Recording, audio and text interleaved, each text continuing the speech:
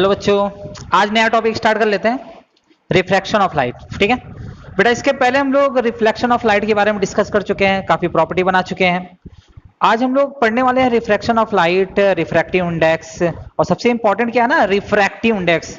Refractive index आपको समझ में आना चाहिए। रिफ्रैक्टिव इंडेक्स अगर समझ में आता है तो मैं ये मानता हूं कि जिन बच्चे को रिफ्रैक्टिव इंडेक्स के बारे में डिटेलिंग समझ में आ गई, उसके रे ऑप्टिक्स से कुछ न्यूमेरिकल इजीली हो जाएंगे और उसको काफी दूर तक वो हेल्प करता है रिफ्रैक्टिव इंडेक्स। तो मेन टॉपिक तो आपका रिफ्रैक्टिव इंडेक्स है। अब रही बात किसकी, रिफ्रैक्शन की। बेटा ये तो छोटी क्लासों में पढ़ के आए हैं, सब के सब रिफ्रैक्शन के बारे में जानते हैं, पर यहां हम लोग स्टार्ट यहीं से करते हैं, रिफ्रैक्शन ऑफ लाइट क्या है। तो देखो, तो आप जानते हो कि ये एक बाउंड्री है, ये फर्स्ट मीडियम मान लेते हैं ऊपर है मीडियम, ये सेकेंड मीडियम है मीडियम। यहां एक लाइट रेस आई, पहले मीडियम में मान लो चल रहा है, सरफेस से टकराया, नॉर्मल खींच लिया। अब ये एक्चुअल पाथ ये था, मतलब लाइट को सीधे जाना था, लेकिन जब लाइट एक मीडियम से दूसरे मीडियम में इन करती है तो उसका पाथ थोड़ा सा चेंज हो जाता है, या तो टूवर्ड्स नॉर्मल या तो अवे फ्रॉम नॉर्मल, ये दो कंडीशन होती है। तो इस पूरे फिनोमिना को हम क्या कहते हैं, रिफ्रैक्शन ऑफ लाइट। तो रिफ्रैक्शन ऑफ लाइट को हम क्या लिख सकते हैं, लिख सकते हैं the phenomena of change in the direction of path of light, in the direction of path of light when it goes from one medium to another medium, it goes from one medium to another medium is called refraction। ये छोटी सी definition है और refraction के बारे में ये maximum सब कोई जानता है कि रिफ्रैक्शन यही होता है। अच्छा अब देखो, कुछ प्रॉपर्टी हम बताएं। जब लाइट एक मीडियम से दूसरे मीडियम में जाती है तो स्पीड ऑफ लाइट ये चेंज हो जाता है, स्पीड ऑफ लाइट ये चेंज हो जाता है। अच्छा, रिफ्लेक्शन में चेंज नहीं हुआ था, जितनी स्पीड से लाइट आती है उतनी स्पीड से लाइट जाती है। अच्छा, इसके बाद एक और प्रॉपर्टी है वेवलेंथ है, वेवलेंथ की। तो वेवलेंथ भी चेंज हो जाता है, यानी स्पीड ऑफ लाइट चेंज हो जाती है, वेवलेंथ चेंज हो जाता है। अब फ्रीक्वेंसी की बात करते हैं, फ्रीक्वेंसी। तो फ्रीक्वेंसी चेंज नहीं होती है। अच्छा, फ्रीक्वेंसी रिफ्लेक्शन में भी चेंज नहीं था और फ्रीक्वेंसी यहां भी चेंज नहीं था। इसका क्या कारण है, इसका यह कारण है कि फ्रीक्वेंसी डिपेंड करता है लाइट सोर्स पर, फ्रीक्वेंसी डिपेंड करता है लाइट सोर्स पर। ठीक है, इसलिए यहां फ्रीक्वेंसी चेंज नहीं होती। लाइट सोर्स का मतलब हुआ कि एक लाइट सोर्स कितना वेव निकाली, जैसे एक सेकंड में 50 वेव निकाली, वो 50 बना रहेगा। वो किस तरह से मीडियम में ट्रेवल कर रहा है वो डजंट मैटर है, लेकिन उसकी फ्रीक्वेंसी सेम रहेगी। तो रिफ्लेक्शन में और रिफ्रैक्शन में फ्रीक्वेंसी चेंज नहीं होती है। ठीक है, तो ये चीजें याद रखना, स्पीड ऑफ लाइट चेंज होगा, वेवलेंथ चेंज होगा, फ्रीक्वेंसी चेंज होगी। बात समझ में आ गया? तो जल्दी से इसको नोट कर लो, इसके आगे हम लोग कुछ और प्रॉपर्टी भी पढ़ते हैं।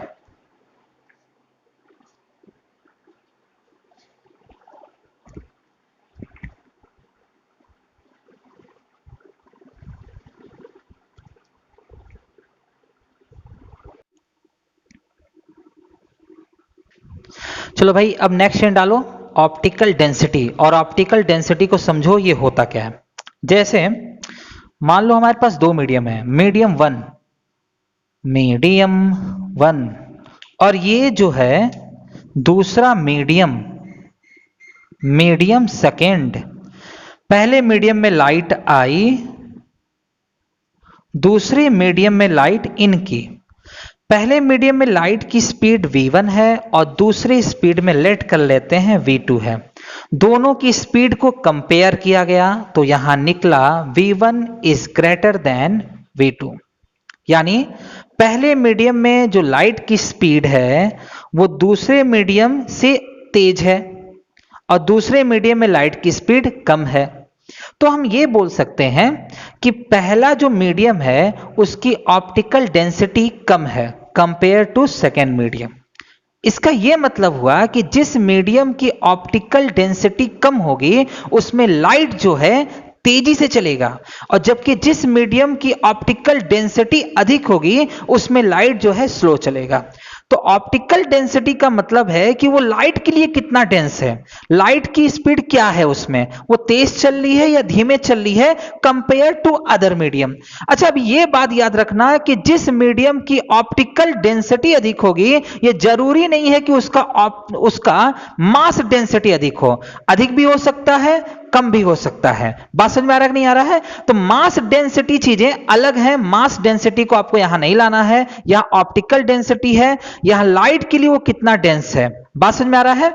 तो ऑप्टिकल डेंसिटी से हम ये पता लगाते हैं कि कौन से मीडियम में लाइट ज्यादा तेज चलेगा और जबकि कौन से मीडियम में लाइट दूसरे मीडियम के अकॉर्डिंग स्लो चलेगा। एकदम याद हो गया बात? ठीक है, ऑप्टिकल डेंसिटी आपको याद हो गया। अब इसके हम आगे बढ़ते हैं। अब मान लेते हैं कि किसी मीडियम का ऑप्टिकल डेंसिटी कम है, किसी मीडियम का ऑप्टिकल डेंसिटी कम है, तो बताओ उस मीडियम में स्पीड ऑफ लाइट क्या होगा? तो सर स्पीड ऑफ लाइट अधिक होगा। ठीक है, और किसी और मीडियम में उसी के कंपेयर में, दो मीडियम आपने लिया है, दोनों को कंपेयर कर रहे हैं। पहले मीडियम में लाइट ऑप्टिकल डेंसिटी कम है तो लाइट की स्पीड अधिक है, दूसरे मीडियम की ऑप्टिकल डेंसिटी अधिक है तो स्पीड ऑफ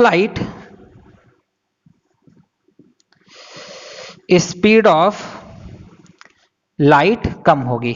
तो ये बात समझ में आ गई। तो पहले मीडियम को बोलेंगे रेरर मीडियम, दूसरे को बोलेंगे डेंसर मीडियम। तो पहले को रेरर, दूसरे को डेंसर मीडियम। क्लियर हो गया? तो रेरर मीडियम में लाइट की स्पीड अधिक होगी कंपेयर टू डेंसर मीडियम। ठीक है, अच्छा चलो आप एक एग्जांपल से समझते हैं। तो देखो, एक कंटेनर है, इस कंटेनर में हमने एक ऑयल लिया, वो ऑयल ले लेते हैं टर्पेंटाइन, जिसको हम लोग तारपीन का तेल बोलते हैं। तारपीन का तेल आपने देखा होगा, जब घर में पेंटिंग हो रही होगी तो उसमें यूज करते हैं ये तारपीन का तेल। और एक कंटेनर में हम वाटर ले लेते हैं, ये वाटर हो गया, वाटर। ठीक है, तो अब यहां पे अगर हम ऑप्टिकल डेंसिटी टर्पेंटाइन और ऑप्टिकल डेंसिटी वाटर का कंपैरिजन करें तो टर्पेंटाइन ऑयल का ऑप्टिकल डेंसिटी वाटर से अधिक होता है। इसका क्या मतलब हुआ? इसका यह मतलब हुआ कि लाइट टर्पेंटाइन में स्लो चलेगी और वाटर में तेज चलेगी। यह बात समझ में आ गया। लेकिन अगर हम मास डेंसिटी की बात करें, मास डेंसिटी क्या, तो मास डेंसिटी वाटर का अधिक होता है, मास डेंसिटी वाटर का अधिक होता है। ठीक है, जबकि ऑप्टिकल डेंसिटी टर्पेंटाइन का होता है, दोनों के कंपैरिजन में। बात समझ में आ रही है? तो यहां पे ये जरूरी नहीं है, मैंने जैसे पहले भी बताया है कि यहां पर ऑप्टिकल डेंसिटी जिसका अधिक होगा तो ये जरूरी नहीं है कि उसका मास डेंसिटी भी अधिक हो। फिलहाल हमको यहाँ पे मास डेंसिटी की बात नहीं करना, बस एग्जाम्पल से आपको हम समझाना चाह रहे थे कि ऑप्टिकल डेंसिटी और मास डेंसिटी होता क्या है। ठीक है, तो ये दोनों चीजें आपको अच्छे से समझ में आ गई होंगी। तो अब हम नेक्स्ट बढ़ते हैं। चलिए, रिफ्रैक्शन हो गया, ऑप्टिकल डेंसिटी हो गया। अब हम यहां ये समझते हैं कि ऑप्टिकल डेंसिटी को मेजरमेंट कैसे करते हैं। तो मेजरमेंट ऑफ ऑप्टिकल डेंसिटी, तो measurement of optical density, measurement of optical density यानी ऑप्टिकल डेंसिटी को मेजरमेंट करने के लिए रिफ्रैक्टिव इंडेक्स का यूज होता है। ये रिफ्रैक्टिव इंडेक्स होता क्या है, अब ध्यान से समझो। जैसे ग्लास का रिफ्रैक्टिव इंडेक्स होता है 1.5 एयर के रिस्पेक्ट में, ग्लास का रिफ्रैक्टिव इंडेक्स 1.5 एयर के रिस्पेक्ट में है। तो इसका यह मतलब होगा कि ग्लास में जो लाइट है वो 1.5 गुना कम स्पीड से चलेगी एयर के कंपैरिजन में। बात समझ में आ रहा है कि नहीं आ रहा है? 1.5 गुना कम स्पीड में चलेगी एयर की कंपैरिजन में। यानी रिफ्रैक्टिव इंडेक्स से हमको यह पता चलेगा कि जो दो मीडियम दिया गया है किस मीडियम में लाइट कितने गुना तेज या कितने गुना कम चल रहा है। ठीक है, ये रिफ्रैक्टिव इंडेक्स है। रिफ्रैक्टिव इंडेक्स को दो पार्ट में डिवाइड किया गया है। एक होता है एब्सोल्यूट रिफ्रैक्टिव इंडेक्स और दूसरा होता है रिलेटिव रिफ्रैक्टिव इंडेक्स। ठीक है, एक होता है एब्सोल्यूट रिफ्रैक्टिव इंडेक्स, एक होता है रिलेटिव रिफ्रैक्टिव इंडेक्स। अच्छा, दोनों को हम बारी बारी से समझते हैं कि कहां पे हमको एब्सोल्यूट रिफ्रैक्टिव इंडेक्स बोलना है और कहां पे हमको रिलेटिव रिफ्रैक्टिव इंडेक्स बोलना है। ठीक है, तो सबसे पहले हम लोग समझते हैं, सबसे पहला कौन सा? Absolute refractive index. तो देखो एब्सोल्यूट रिफ्रैक्टिव इंडेक्स क्या होता है?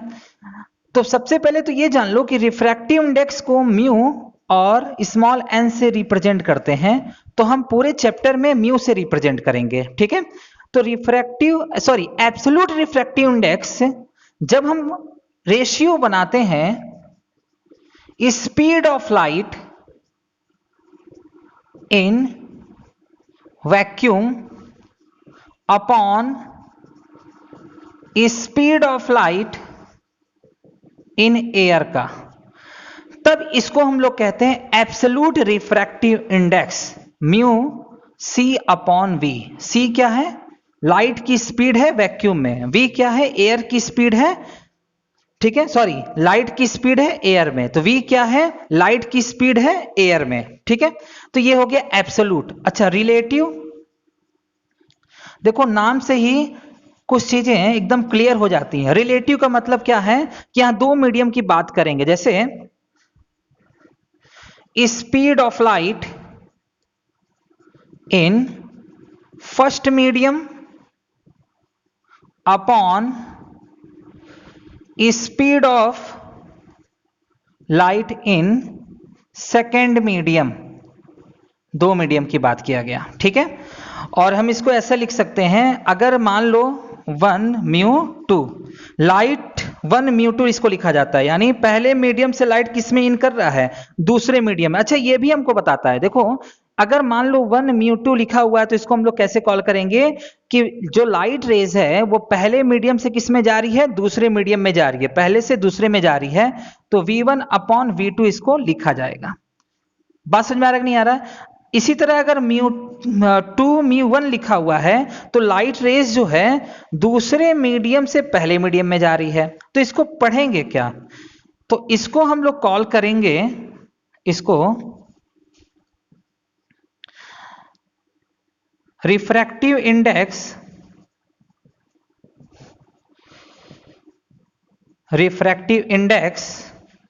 ऑफ सेकेंड मीडियम, किसके रिस्पेक्ट में? With respect to first medium. ठीक है, with respect to first medium. बात समझ में आ रही कि नहीं आ रही है? अच्छा, 1 अगर ये लिखा है ए म्यू जी, यानी लाइट रेज एयर से ग्लास में इन कर रही है, एयर से ग्लास में इन कर रही है। अगर कहीं लिखा है जी ए तो ग्लास से एयर में, अगर यहां डब्ल्यू है तो वाटर से एयर में, तो जो पहले रहेगा वहां से लाइट चलेगी और जो बाद में रहेगा वहां इन करेगी। इस तरह से हमको समझना है रिफ्रैक्टिव इंडेक्स को। ठीक है, तो ये हो गया आपका एब्सोल्यूट और ये हो गया रिलेटिव रिफ्रैक्टिव इंडेक्स। ठीक है, इसको किस तरह से रीड किया जाता है, किस तरह से पढ़ा जाता है? तो अगर 1 म्यू 2 है तो लिखेंगे, इसको पढ़ेंगे हम लोग refractive index of second with respect to first.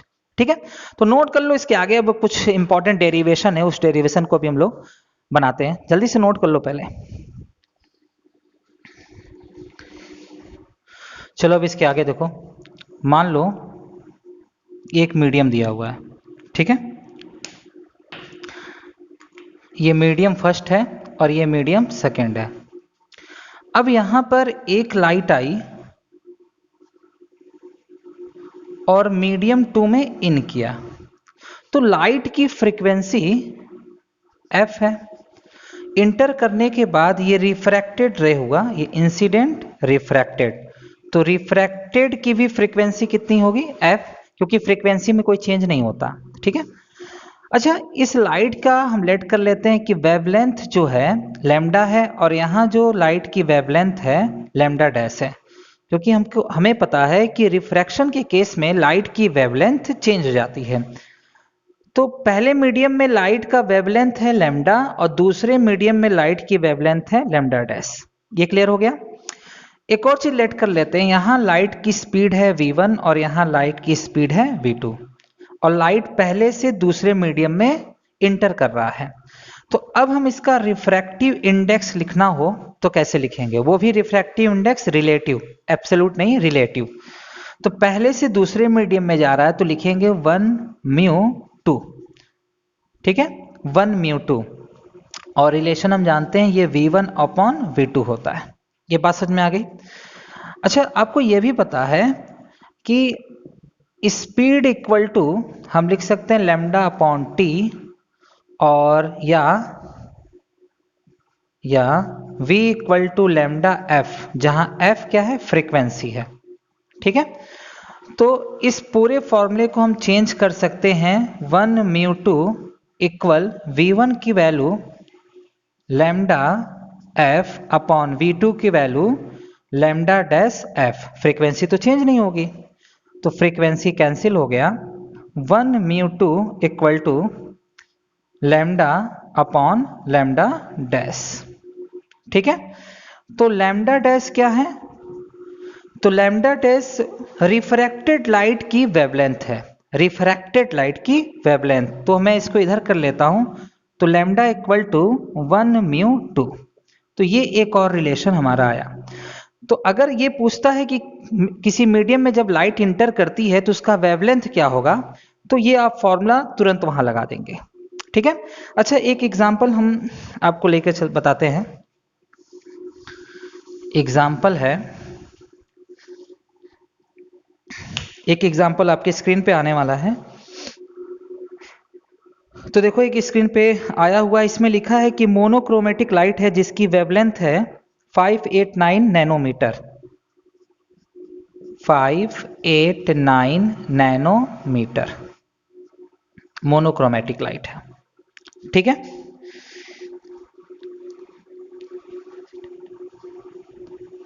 और ये एयर से ग्लास में जाता है, एयर से वाटर में जाता है।